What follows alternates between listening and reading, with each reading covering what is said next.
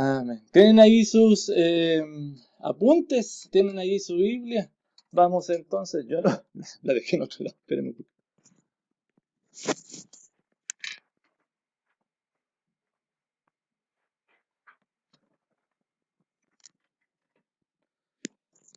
Ya, ahí sí, ¿me escuchan bien? Sí, sí, ¿se escucha bien? Bueno, vamos entonces a Romanos, estamos en el capítulo 8, versículo 28, hermanos.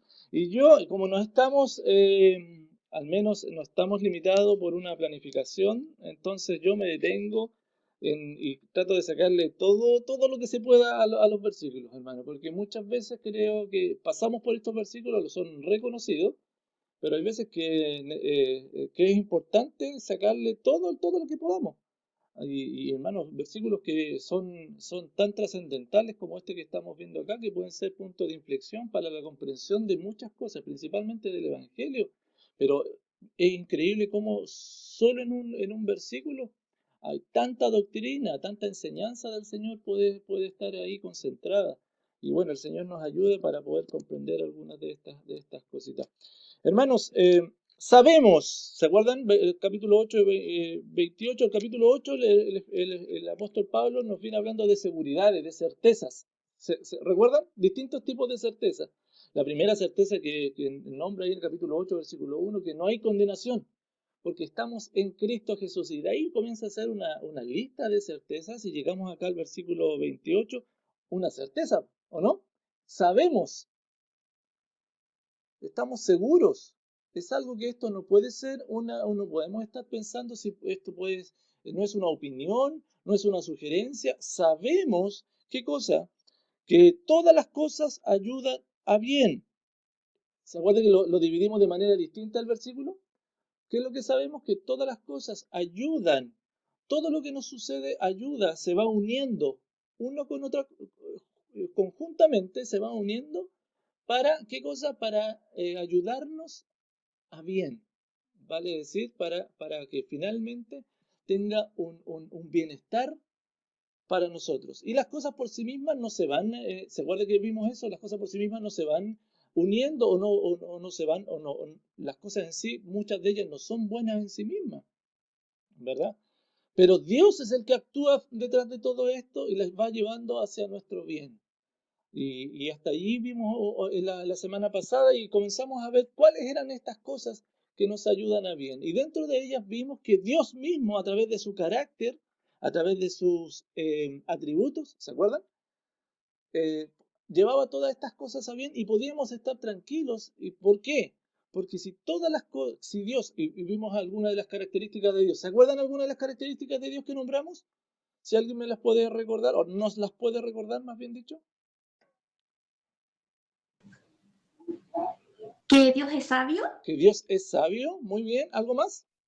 bondadoso, Dios es sabio y Dios es bondadoso. ¿Qué más vimos acerca de Dios?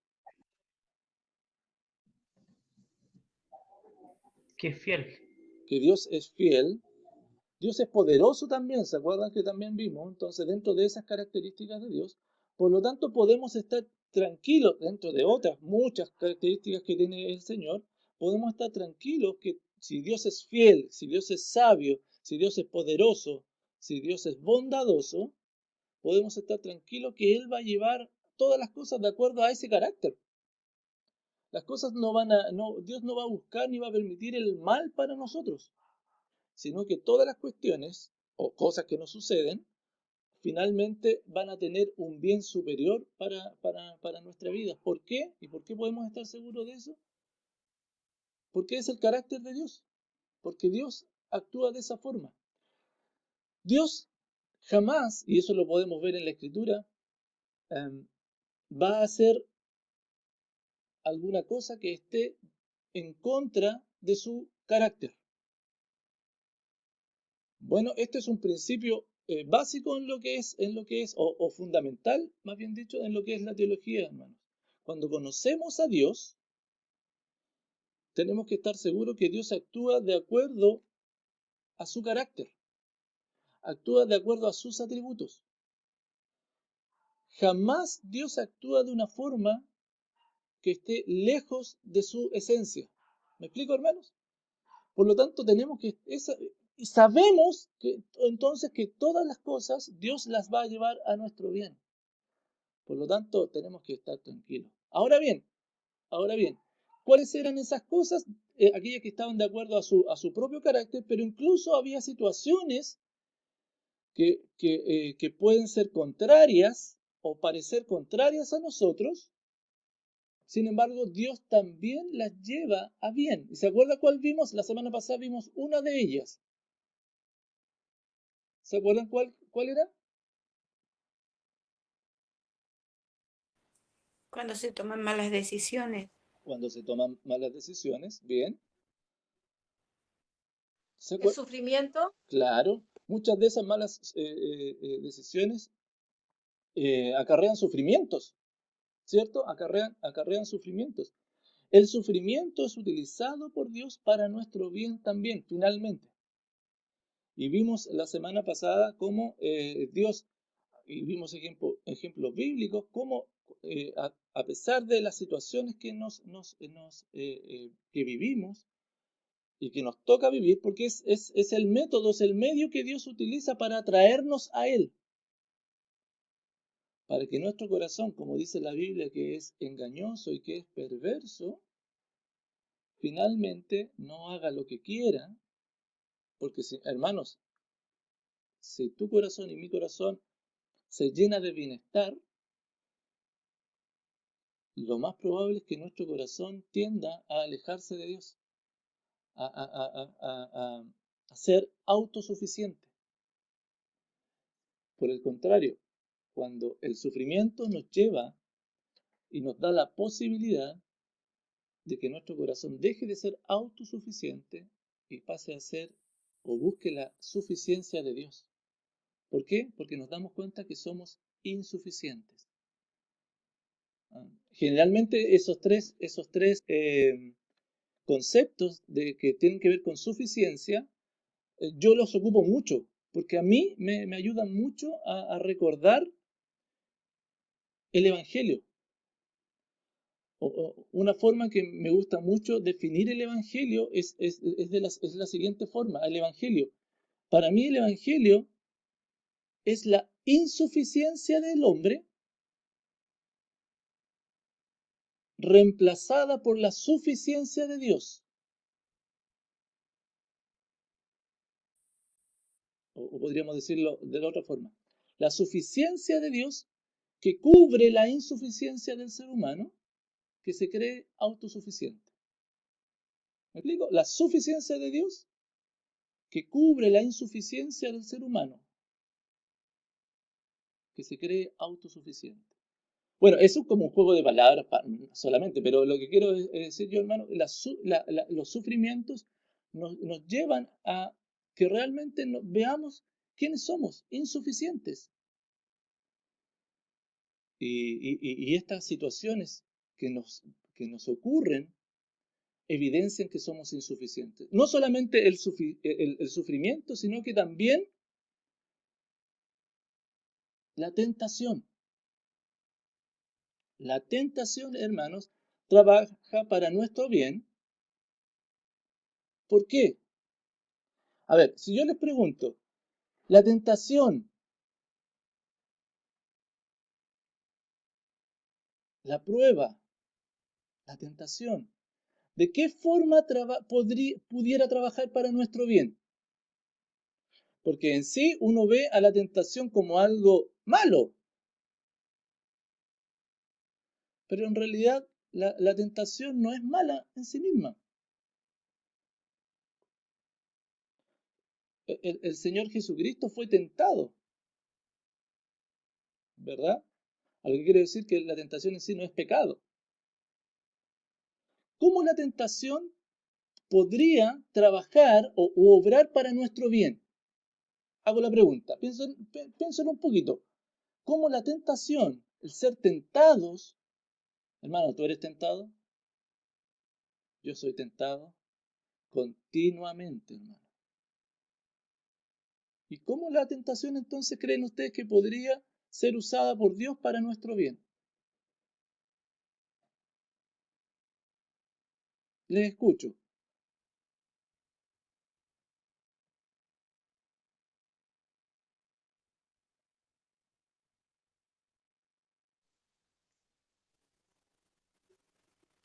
Si superamos la tentación por medio del Espíritu Santo, le podemos dar gloria a Dios a través de esa prueba. Bien, perfecto. Para darnos fortaleza. Para fortalecernos. Bien. Sí, sí. Y uno podría encontrar distintas razones a través de las cuales Dios utiliza utiliza la tentación. Pero ¿saben qué? Una razón importante en que Dios utiliza la tentación, o puede utilizar la tentación a nuestro favor. Ojo, no estoy diciendo que las tentaciones sean buenas, para que a lo mejor me estoy explicando mal. Bueno, pero Dios finalmente, como todo lo utiliza bien, ese es el punto, ¿no? Dios utiliza todo a bien. Es que Dios puede utilizar las tentaciones para, podríamos decir, para devastar nuestro orgullo espiritual. Para devastar nuestro orgullo espiritual. Vale decir, para que nosotros finalmente confiemos siempre en la gracia del Señor y no en nuestra fuerza y nuestros méritos. Hermano, muchas veces, y una de las situaciones más comunes en nosotros, en los creyentes, es el orgullo espiritual. Cuando luchamos, hermano, con la tentación, sabemos que por nosotros mismos, y eso lo sabes, lo debes tener claro, hermano, que estamos sujetos al pecado, que estamos sujetos a que el pecado nos lleve cautivo. Y cuando luchamos con la tentación nos vemos vulnerables. No podemos nosotros solos, no podemos mantener una adoración continua a nuestro Señor. Y cuando tratamos de resistir el pecado con nuestra propia fuerza, ¿cuál es el resultado? Te hago la pregunta. Cuando tú has tratado de resistir el pecado con tu propia fuerza, ¿cuál ha sido el resultado? Caemos en la tentación. Rápidamente descubrimos cuán insuficientes, cuán débiles somos ante eso, ante cualquier tentación. Imagínate que incluso cuando el Señor Jesucristo fue tentado, Él no resistió la tentación por sus propias fuerzas, en su humanidad. ¿Te acuerdas lo que hizo el Señor Jesucristo, no? Allá en Mateo 4 o en Lucas 4 también. ¿Acudió a la palabra de Dios? Siempre confrontó la tentación con la palabra del Señor. Escúchame, mira, esto es lo que hizo el Señor Jesucristo para enfrentar, para luchar con la tentación. Por lo tanto, si el Señor Jesucristo lo hizo, nuestra respuesta a las tentaciones debiera ser la misma.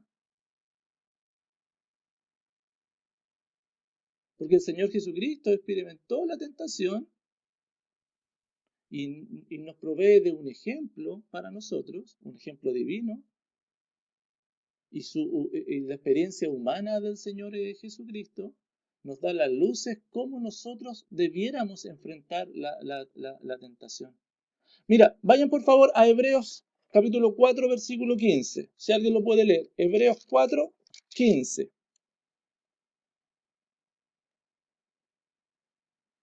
Hebreos 4, 15. Si alguien lo lee, le agradezco.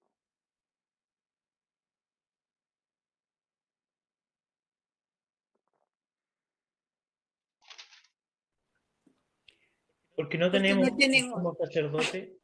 Oh, adelante, hermana. No, no importa, lo cedo. No, hermana, se lea preocupe. nomás. Lea nomás. No, porque no tenemos un sumo sacerdote que no pueda compadecerse de nuestras debilidades, sino uno que fue tentado en todo según nuestra semejanza, pero sin pecado. Bien. Gracias. El Señor Jesucristo entonces fue tentado en todo, en nuestra semejanza, ¿cierto? En la humanidad. Pero ¿cómo Él respondió a esto? Con la palabra del Señor. Te hago la pregunta, ¿cómo tú respondes a la tentación? Cuando viene la tentación, ¿la tratas de resistir? Es la primera pregunta que te hago. ¿La tratas de resistir? ¿Te has dado cuenta que somos incapaces de resistirla por mucho rato? Mira el ejemplo del Señor Jesucristo. Va a la Escritura. Va a la Escritura. En términos prácticos, para nosotros, ¿qué podría significar esto, hermano, cuando somos tentados? ¿Cómo podemos ir nosotros a la Escritura?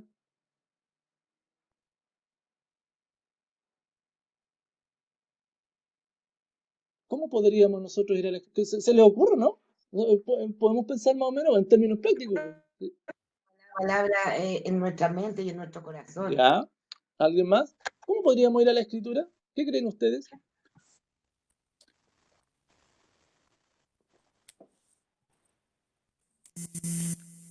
Cuando él le dice a Satanás que se aparte de él y, y que le habla de que no solo de pan, por ejemplo, vivirá el hombre, entonces lo echa, Sí, claro. no sé, creo. Sí, sí, recuerda, es muy bueno el ejemplo que está dando la hermana. Miren, porque lo que está haciendo el Señor Jesucristo no es que lo esté sacando a Satanás de en medio de él con su fuerza. Él está citando la Escritura. Está confiando en lo que la Escritura puede hacer. Por eso dice, no solo el pan vive el hombre, porque está citando versículos bíblicos. Bueno, y siempre al principio de cada respuesta a la tentación decía, escrito está. Ahora, en términos prácticos, nosotros, ¿cómo lo hacemos? ¿Qué hacemos? ¿Qué creen ustedes? ¿Cómo lo hacen ustedes, por hermano? Podemos nosotros podemos someter nuestra voluntad a la dirección o a la directriz que tiene la Escritura. Creo que parte de eso también de recurrir es someter la decisión o la acción que estamos por realizar o por enfrentar a lo que el Señor establece en su palabra. Bien, es sopesar lo que estamos haciendo con la Escritura. Ahora, en la distancia corta, hermano, podemos ir derechamente a la Escritura. Derechamente a la Escritura. ¿Y saben qué? Como un ejercicio práctico, podrías comenzar a ir a la Escritura. Ir y abrir tu Biblia y empezar a leer la Escritura en ese momento. O poder recitar algún versículo bíblico en ese momento. De manera práctica me estoy refiriendo. Y uno que sea largo, ¿ah? Así para que uno que sea largo para que realmente te mantengas ahí. Romanos 12, 1, 2 es mi caballito de batalla, hermano. Así que, hermanos, os ruego por la misericordia de Dios que presentéis vuestros cuerpos en sacrificio vivo, santo, agradable a Dios, que es vuestro culto racional. No os conforméis a este siglo, sino que transformaos por medio de la renovación de vuestro entendimiento. Y haciéndole sentido también, pues, ¿no? Para que comprobéis cuál es la buena voluntad de Dios, agradable y perfecta. Bueno, y eso al menos a mí me ayuda bastante. No siempre, hermano, uno está con esa respuesta, pero qué bien nos hace, hermano. Y el Espíritu Santo se encarga de darnos la salida. El Espíritu Santo se encarga de la salida, porque nunca la prueba, la tentación va a ser más sobrehumana, así dice, ¿cierto? 1 Corintios 10, 13. Ahora bien, hermanos, sí, dígame.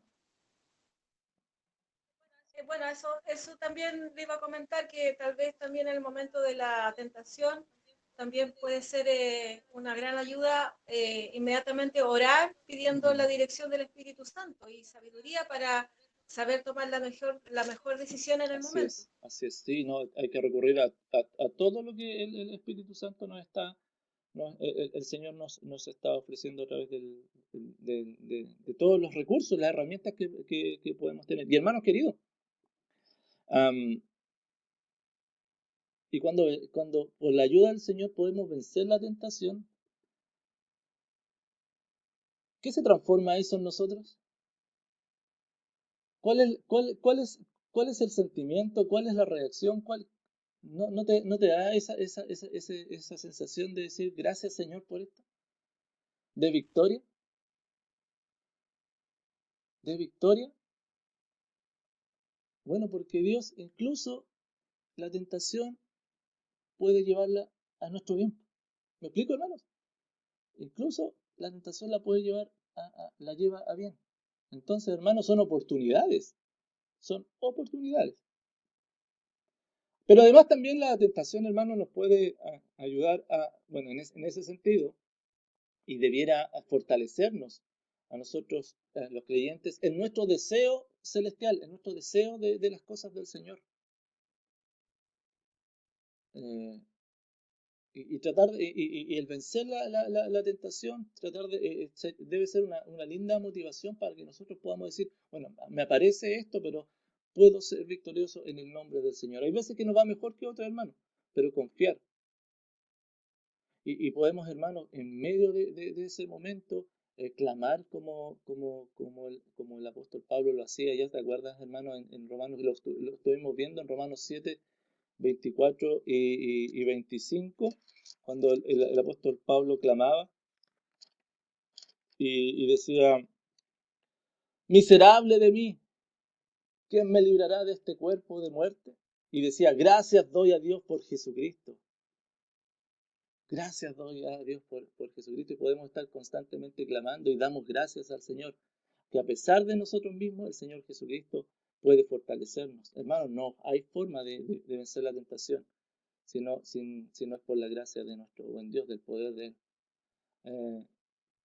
Entonces, hermano, como el apóstol Pablo pues, lo hacía ya en Filipenses 1:21 en adelante, que podía confesar, ¿verdad? Y decir, porque para mí el vivir es Cristo y el morir es ganancia. Y podemos estar clamando constantemente cuando somos vencedores sobre la tentación. Entonces, hermanos, mira, el sufrimiento Dios lo puede utilizar, a pesar de lo que estamos viviendo, para bien, la tentación para bien, pero además, hermano, la maldad del pecado, incluso Dios también lo puede utilizar como un medio para bien para sus hijos. Mira lo que te estoy diciendo, hermano. Por favor, hermano. Sí, el pecado no es bueno en sí mismo, por favor. De hecho, es la antítesis del bien. Y Dios nos ofrece el bien. El pecado no es bueno. Yo quiero dejarlo eso así como establecido.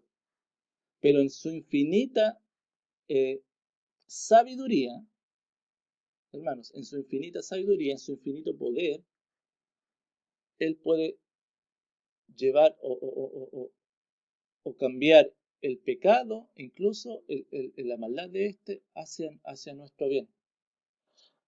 Hermano, porque es de gran importancia, por supuesto, reconocer que Dios no utiliza el pecado para bien, en el sentido que el pecado es un instrumento de justicia. Bueno, no es que Dios utilice el pecado como un instrumento de justicia, por lo tanto, entonces pequemos, porque si, como Pablo lo decía, ¿cierto? Decía, no, bueno, si Dios nos va si sobreabunda la gracia, entonces, bueno, pequemos. No, pues ese no es el punto. Sería una contradicción en Dios. Y como hemos visto, en Dios no hay ninguna contradicción y no hay ninguna mentira. El Señor utiliza el pecado, hermano, para traer el bien a nosotros, a sus hijos, mostrándonos los efectos que éste tiene en la humanidad, mostrándonos cuán dañino es el pecado, cuán dañinas son las consecuencias y cómo Él incluso, a pesar de eso, puede actuar de manera sustitutoria, aun cuando está el pecado. Bueno, hermano, no sé si me explico. Uno ve, al ver el pecado, por supuesto, Dios puede utilizar el efecto de esa consecuencia para mostrarnos a nosotros cuán malo es esto y nosotros reaccionar ante esto.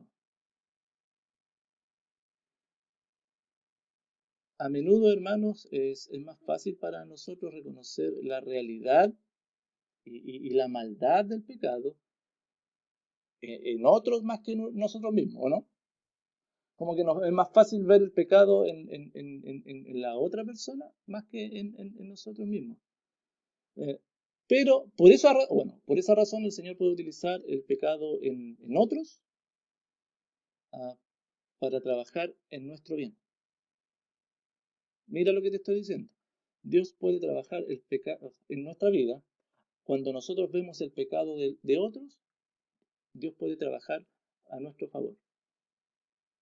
Si nosotros, hermanos, vivimos o estamos llevando una vida con ánimo de agradar al Señor, ¿verdad? De vivir una vida piadosa en Cristo, cuando vemos el pecado en los otros, esto va a nosotros, nos va a provocar un odio y una gana de evadir el pecado, de no mezclarnos en eso.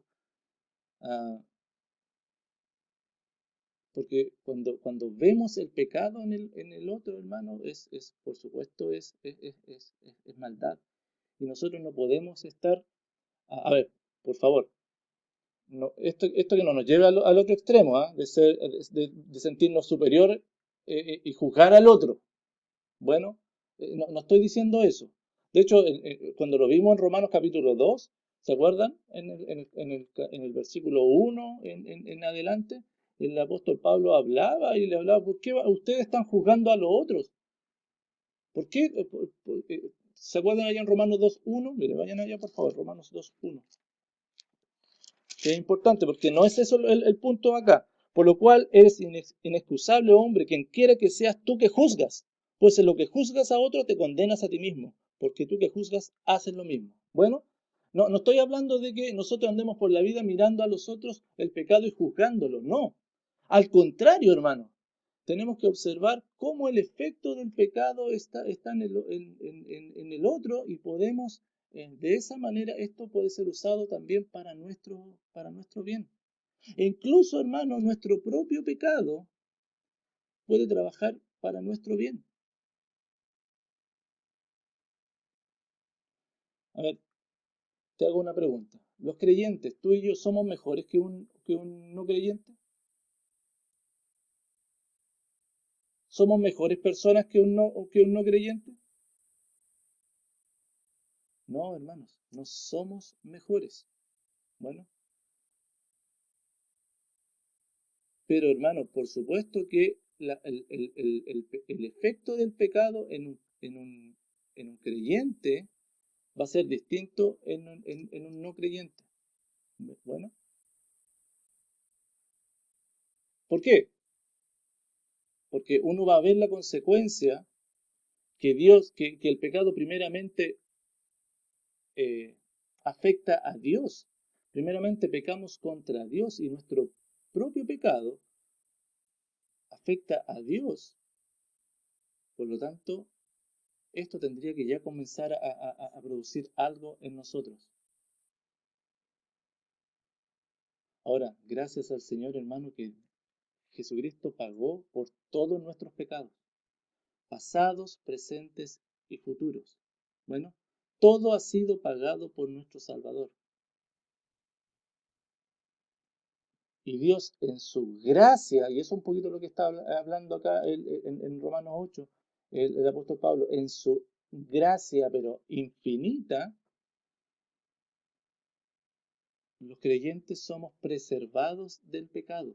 Mira, escúchame esto, los creyentes somos preservados del pecado. ¿Y de qué nos preserva el Señor? De las consecuencias finales del pecado, que es la ira de Dios. Bueno, gracias por su gracia, nosotros ya estamos, Dios nos preserva para eso, la eterna condenación. Por eso el capítulo 8, versículo 1 decía que no hay condenación para los que están en Cristo Jesús. Sin embargo, y como hemos visto, los creyentes aún así estamos sujetos a pecado, a un pecado temporal, a las consecuencias del pecado aquí en la tierra. Por lo tanto, hermanos, tenemos que estar atentos a eso. Y ese pecado, ¿qué nos dice a nosotros? Cuando tú pecas, ¿qué es lo que el pecado te está diciendo? Por eso Dios lo puede utilizar para tu bien. Tu propio pecado. ¿Qué es lo que el pecado te grita cuando tú y yo caemos en pecado? Que la comunión con el Señor no está bien. ¿Cómo?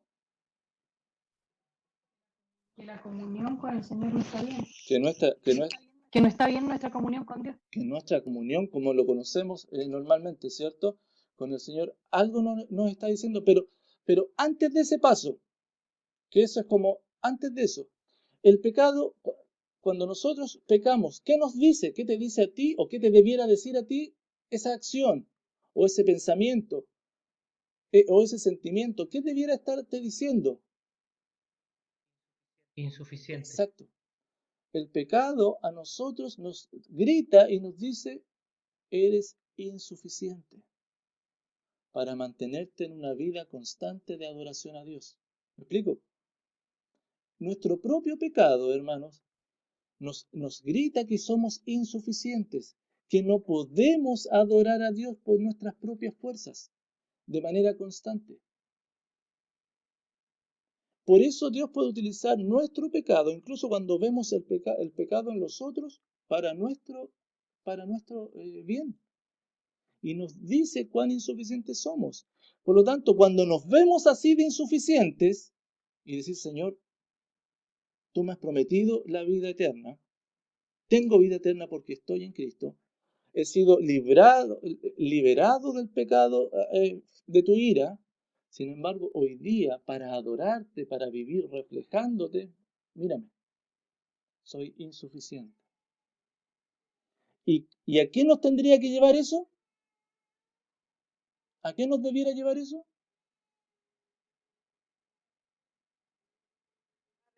Arrepentimiento.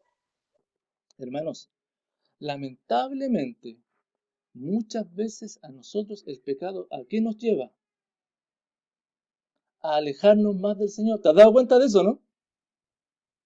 Parece que el pecado, uno comete un pecado y el pecado, y yo estoy viendo y siento que el pecado me aparta del Señor. Siento que perdí la comunión con el Señor, entonces el Señor, tengo un tiempecito que estoy lejos de Él. Parece que nosotros tenemos una sensación así. Y cuando jamás el Señor nos suelta de su mano. Entonces cuando tú y yo pecamos, lejos del pecado llevarnos a más pecado, pues, finalmente, ¿o no? Finalmente es llevarnos a más pecado. ¿Sabes lo que el pecado te tiene que decir? Como bien decía Moisés, eres insuficiente, necesitas correr a la suficiencia de Cristo. Y el pecado te vuelve a recordar el Evangelio. Te vuelve a recordar que solamente en Cristo encuentras el refugio, encuentras la paz para con Dios. En Cristo Él pagó todo por ti. Y que si confesamos nuestros pecados, Él es fiel y justo para perdonarnos y para limpiarnos. Hermano, y es maravilloso. Entonces el pecado viene a ser, entiéndase bien, por hermano, entiéndase bien. No estoy promoviendo el pecado, por favor. El pecado viene a ser una oportunidad. ¿Me explico, no? El pecado viene a ser una oportunidad para correr a Cristo. La moralidad, el moralismo, lamentablemente, la religión, nos ha dicho que cuando pecamos contra Dios, Dios está apuntándonos con el dedo. El Evangelio nos dice que cuando pecamos, Dios nos está diciendo, ven a mi suficiencia. Él es nuestro Padre. ¿Me explico, queridos hermanos? ¿Te das cuenta cómo Dios puede utilizar incluso nuestro pecado para bien? Sin embargo, hermanos, no olvidemos que el pecado es primeramente pecado contra Dios y siempre pecamos contra alguien. Siempre pecamos contra alguien. Todos los pecados son contra alguien. De manera directa, pero también de manera indirecta. Hay pecados, hermanos, que los vivimos en nuestra intimidad y pareciera que no estoy afectando a nadie. Pero tu fe se ve muchas veces debilitada y no estás siendo... no, eso te priva, por ejemplo, de servir al hermano como corresponde, como Dios te demanda.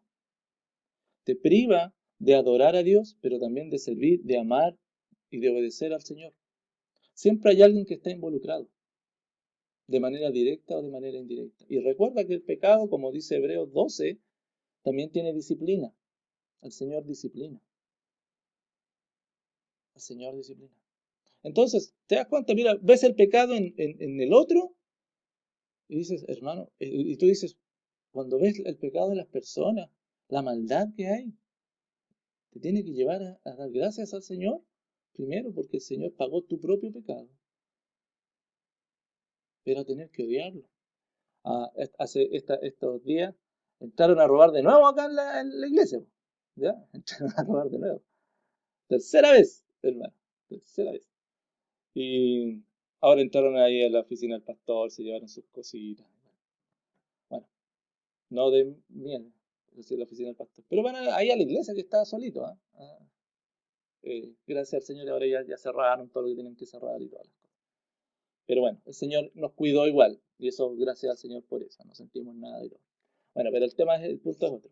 Conversábamos con el pastor Miguel y que le decía, porque finalmente cuando nos dimos cuenta de toda esta cosa, terminamos orando por esta persona, porque es una persona. Porque el pecado finalmente, el pastor Miguel me decía algo bien interesante, como dijo Pablo, refiriéndose a Alejandro del Calderero, ¿cierto? Que le había causado mucho mal, el Señor le pague conforme a sus hechos. Pero aún así, oramos, pero también nos dábamos cuenta de los efectos del pecado.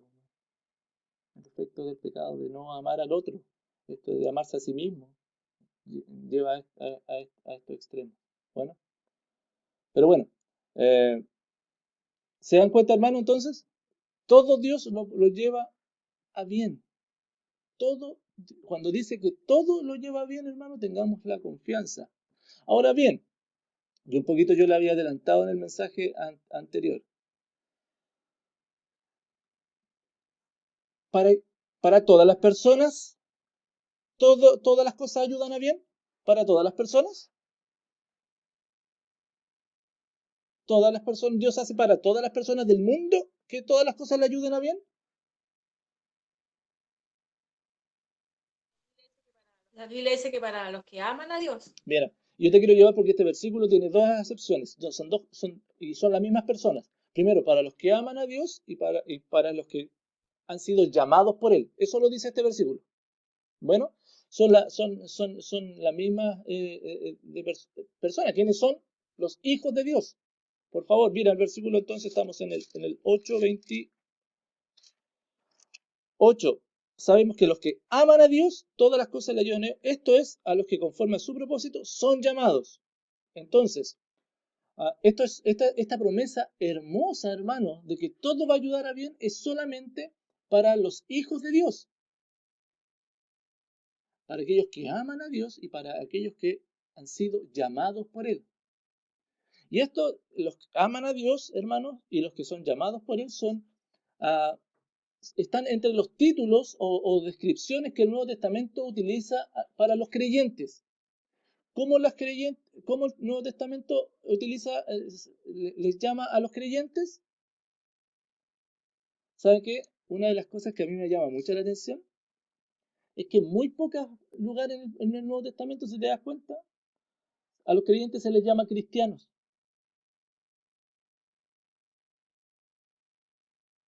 Pablo no les llama cristianos.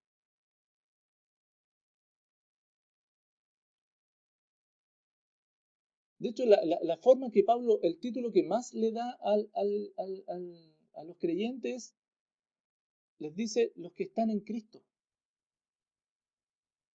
Esa es la forma que más Pablo le llama. Los que están en Cristo. A mí me gusta poner generalmente la proposición teológica, no sé si se ha dado cuenta cuando en la exposición, aquel que está en Cristo. Bueno, esa es la razón. Es porque así al menos lo llama en la Escritura. El apóstol Pablo es como más lo repite. Aquel que está en Cristo. Ahora bien, otros títulos son estos dos que vimos acá. Los que aman a Dios y los que son llamados por Él. Bueno, estos son dos títulos más que el apóstol Pablo les da. Primero, los que aman a Dios. Y el apóstol Pablo describe a aquellos que tienen esta seguridad eterna, hermanos, que están en las manos de Dios. que todas las cosas les ayudarán a bien, les llama como aquellos que aman a Dios, los que aman a Dios. Y hermanos, por favor, escúchame esto y anda tomando nota, porque no hay nada más característico en un creyente verdadero que un genuino amor por Dios. La característica de un creyente verdadero es que ama a Dios. Hermanos, los que han sido redimidos, los que hemos sido redimidos, amamos la gracia de Dios que nos ha salvado. Porque conocíamos nuestra naturaleza depravada, nuestro pecado. Por el contrario, los que no son redimidos odian a Dios y sea como sea, van en contra de Dios. Eso nos dice el mismo libro romano, ¿se acuerdan? No le glorificaron como a Dios ni le dieron gracias. Cuando el Señor, hermano, mira, escúchame, hizo su pacto con Israel, con Moisés, ¿te acuerdas allá? El Señor hizo una distinción clara entre los que le amaban a Él y aquellos que le odiaban. Y uno puede ver, por ejemplo, en el antiguo pacto, allá en Éxodo 20, versículos 5 y 6, en Éxodo 20, versículos 5 y 6, mira lo que dice, por favor. Si alguien lo puede leer, por favor, Éxodo 20, 5 y 6.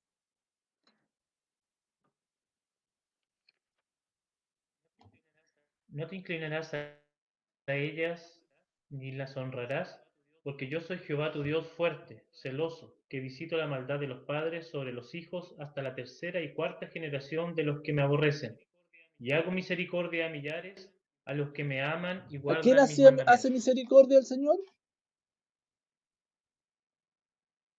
A los que me aman y guardan mis mandamientos. ¿Te acuerdas las palabras del Señor Jesucristo, no? A los que me aman y guardan mis mandamientos. Entonces, hermanos, mira, es bien simple. Nosotros podríamos decir que a los ojos de Dios existen dos tipos de personas. ¿Quiénes son? Según este versículo, ante los ojos de Dios, dos tipos de personas existen. ¿Quiénes son? Que le aman y Los los que que le le aman y aborrecen. los que le odian. Existen dos clases de personas, los que aman a Dios y los que le odian, los que le aborrecen. Y uno puede decir, a ver, yo no conozco mucha gente que odia a Dios. Sí, hay algunos que son satánicos, ellos odian a Dios. Hermanos, odiar no tiene que ver simplemente no hay un término medio. ¿Amas o aborreces? Y aborrecer tiene esta implicancia, amar menos de lo que debes amar. Esa es la implicación que tiene.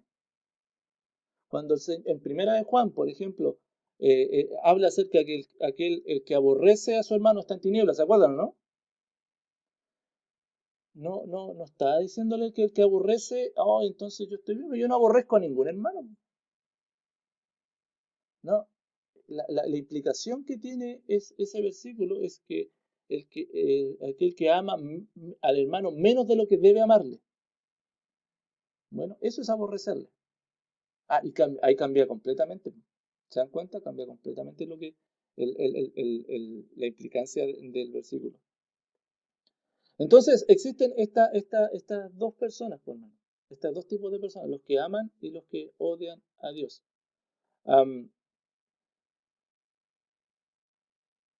Bueno, el Señor Jesucristo en Mateo 12:30 lo decía de esta forma. También aparece en el Evangelio de Marcos, pero lo dice de esta forma. El que no es conmigo, contra mí es. ¿Se acuerdan? El que no es, el que no es conmigo, contra mí es.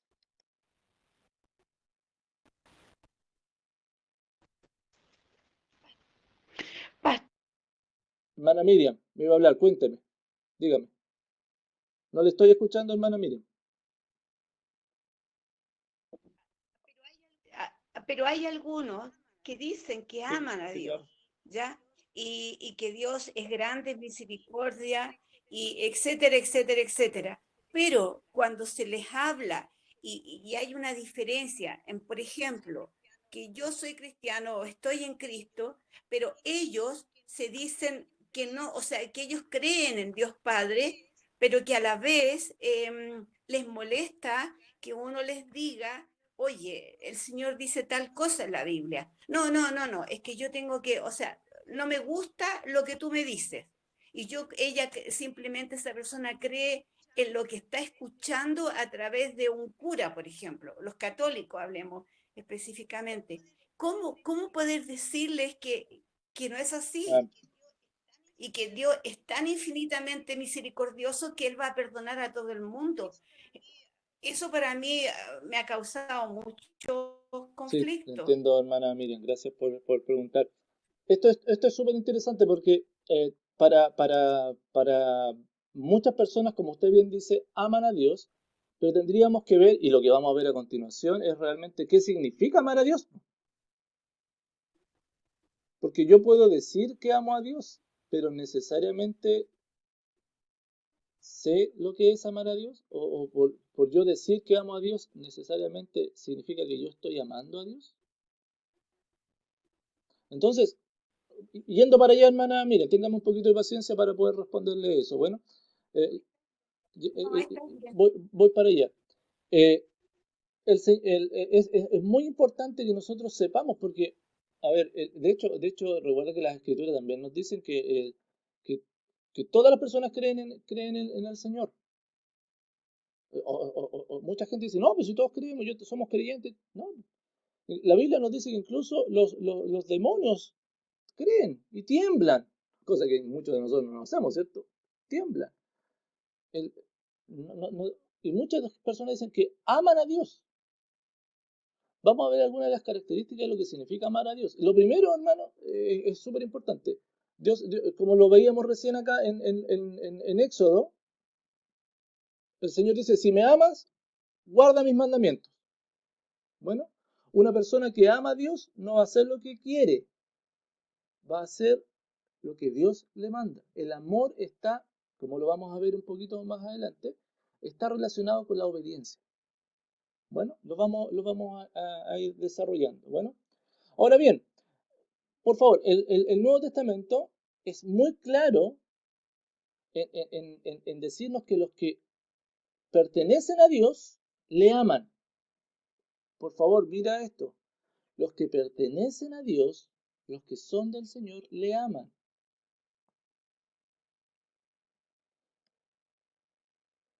En 1 Corintios 2:9, 1 Corintios 2:9, mira lo que dice el apóstol Pablo, y es claro cómo le habla ahí a los corintios. 1 Corintios 2, versículo 9. Si alguien lo tiene,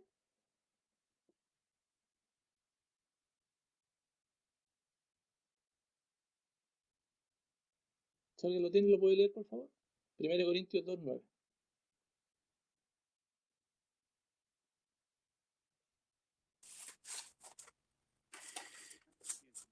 Antes bien, como está escrito, cosas que ojo no vio, ni oído yo, ni han subido en corazón de hombre, son las que Dios ha preparado para los que le aman. Dios ha preparado y esta revelación de Él no es para todos, es para los que le aman. Bueno, además, en 1 Corintios, ahí mismo, pero versículos 8:3, capítulo 8, versículo 3, perdón, 1 Corintios 8:3, dice, pero si alguno ama a Dios, es conocido por Él. Bueno, por lo tanto, Dios tiene un trato y tiene una deferencia, como vimos delante, con aquellos que le aman. El apóstol Santiago, incluso en el capítulo 1, versículo 12, Santiago 1:12, mira lo que dice. Bienaventurado el varón que soporta la tentación, porque cuando haya resistido la prueba, recibirá la corona de vida que Dios ha prometido a los que le aman. A los que le aman. Entonces los que pertenecen al Señor, aman al Señor, los creyentes, y el Señor le ha prometido esto, una corona eterna de justicia. Es más, el apóstol Pablo en Efesios 6:24, mira lo que dice, por favor. Efesios 6:24. La gracia sea con todos los que aman a nuestro Señor Jesucristo con amor inalterable. Amén. La gracia del Señor Jesucristo es a todos los que le aman con amor inalterable. Y hermanos, aquí yo te quiero llevar, ya antes de ir finalizando, ya. Porque la fe que nos ha salvado involucra mucho más que solamente conocer a Dios.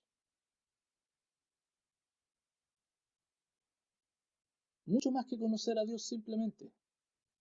Como decíamos antes, como dice Santiago, los demonios creen y tiemblan. La verdadera fe, ¿sabes lo que involucra? Escúchame, para la persona que es salva, involucra rendirse totalmente al yo, como dice el Señor, negarse a sí mismo, reconocerse pecador delante del Señor y abrazar la fe del Evangelio recibiendo a Jesucristo como Salvador y como Señor. Y la primera marca que es indiscutible de haber creído en el Señor Jesucristo es amar a Dios. Inmediatamente, hermano. Inmediatamente.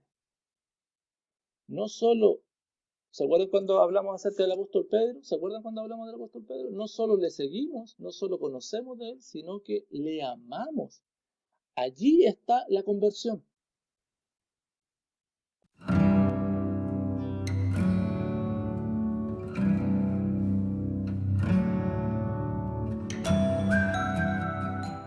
Cuando le amamos.